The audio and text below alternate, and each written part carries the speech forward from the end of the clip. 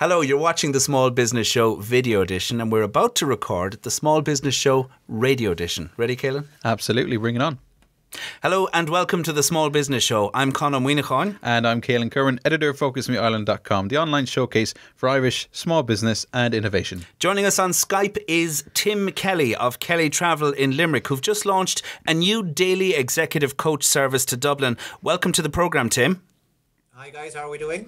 Later in the show, social media expert Damien Mully explains what it is, social media that is, and why you should care.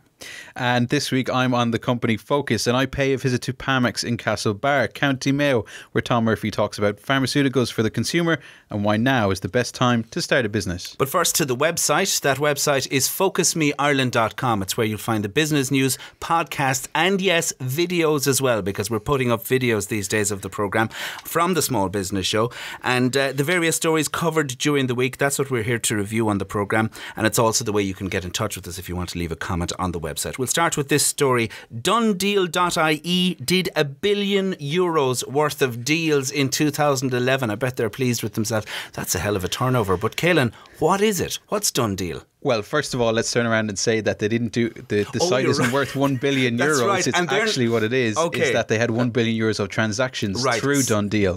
So that was things that were sold on Donedeal. It doesn't mean that they turned over that amount. So basically, Donedeal is a classifieds ad website. Okay. So anything you want to sell, anything from cars to computers to pets, anything you want to sell, they will be able to sell it to people who are looking for that kind of thing. And they've got a tremendous amount of success. They only started a number of years ago, so to have that kind of turnover going through their website is quite incredible. Now, you only pay something like €3 for an ad to put up an ad there, but the total combined worth of values of goods going through the website valued €1 billion last year. Okay, it's interesting. I know in the interview, this is an In Focus podcast that people can find on the website.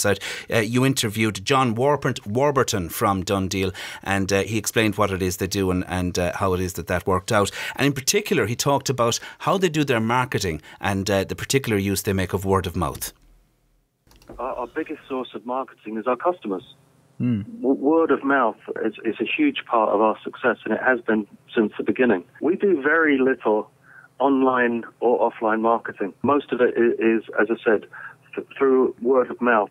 Now, having said that, we have used from the beginning Google AdWords to drive traffic to the site, and has been very successful right from the beginning of time back in 2005, 2006. And I would recommend anybody who's starting an online business to look at Google AdWords as a primary source of marketing, especially in the beginning. That's John Warburton there from Donedeal.ie explaining how they market themselves online. Tim, have you used Donedeal? Absolutely, I have. Very recently, actually, I bought my wife a car for Christmas and sold the old one on Donedeal, which worked out very, very well. Very good. So, would you be impressed with their business figures and the fact that it's another example of what somebody said, that there's no recession online? Absolutely, yeah. It seems that people will always go shop to shop when they're in a city or whatever. When they're online, people know they can find the best deals, and it seems Donedeal seems to be the place to find them. All right, well, that's very interesting indeed. We'll move on. Next story, the headline on the website at FocuSMEIreland.com. Northern Ireland moves closer to SME rate relief scheme. We've been talking about rates and the request for rate relief, Kehlan. It seems it's just as much an issue north of the border as south. Yeah, absolutely. And this was a great idea that came from Northern Ireland this week. The idea was basically to have businesses with a rateable value between £5,000 and £10,000 sterling will get a relief on the rates of up to 20%, which is pretty good when you consider that nothing like that happens down here, which I think we need to start doing things like this. We need to look how they do things in other countries and bring them into Ireland and make them work as ideas. Tim, you run a business. Is rates an issue for you?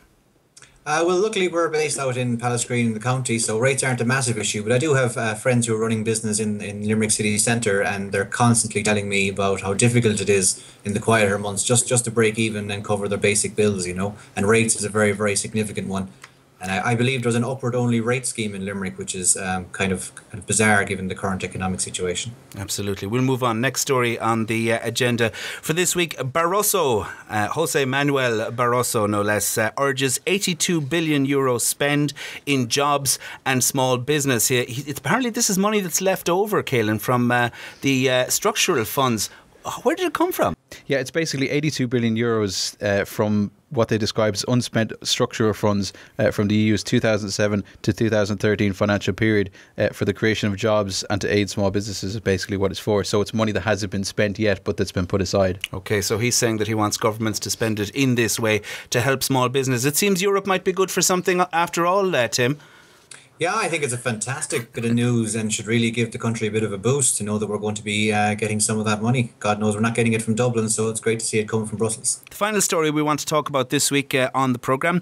New taxi regulations have been announced, Kehlan. Can you give us a rundown on what's involved there? Yeah, there's a whole raft of different regulations that have been announced, 40 in total. Most of it is for compliance and enforcement, so giving new powers to Gardaí to give on-the-spot fines and searches, etc. And also consumer and industry assurance, making sure drivers' licence are up to date and sound, vehicle licence and standards to make sure the vehicles themselves are up to code, and also accessible services, fleet management and rental controls as well for people that own a fleet of taxis, etc. Is there a demand for this, Kehlan, as far as you know? I mean, certainly there was an under-regulated situation, I think, in taxis going back several years ago. This just reading down through this, it seems like an awful amount of regulation. It is, and it is a huge amount of perhaps, if you want to call it red tape or regulation. But at the same time, this probably spurns from the RTE primetime documentary that basically investigated the goings-on that was inside the taxi industry, and so therefore this is probably a reaction to that. Tim, you're in the transport business yourself. You're not regulated by the same regulator, I know, but there are. It's under the same department or the same minister, isn't it? Is transport over or under regulated in Ireland, in your view? Well, there's a great disparity between taxis, which would be small public service vehicles, and we'll say buses and coaches, which I'm involved in, which would be large public service vehicles. We're very, very highly regulated, and it's great to see that the small public service vehicles are coming in line. At the end of the day, it's going to mean better service for the public, and that's what it's all about. It's a very competitive industry, so I think those that are serious about running their businesses will be delighted to see these measures come into force, and as long as they are enforced, it'll be a positive thing. Now, Tim, as you mentioned, you run a coach service in Limerick, and you've already got a service called Concert Travel. Last week you announced a new service. Tell me what that's about. Yeah, it's a brand new service, pioneering service that we're calling the Plaza Express. It's a non-stop bus service between Limerick and the Red Cow Lewis station in Dublin. It's the first service of its kind in Ireland. Essentially, it operates Monday to Friday, departing Limerick at 7:15 in the morning and taking just 2 hours to get to the Red Cow and Lewis. We're offering free Wi-Fi on board, tables and PowerPoint, so you can get plenty of work done on the move, and lots of little bonuses and extras like free newspapers and cheap cups of coffee and things like that. We're very, very excited about it. Is this a bus or a train? It's a bus service, believe it or not. It's a bus service. A bus for the price of a coffee, the speed of a train. Yeah. The USPs, I suppose, we have is that we're offering the first 5 seats on every departure from Limerick for just €1 when booked in advance. So it offers fantastic value for money, and the service is on par with what you'll get on a train. You know? Are you taking a leaf out of Michael O'Leary's book with those seat prices?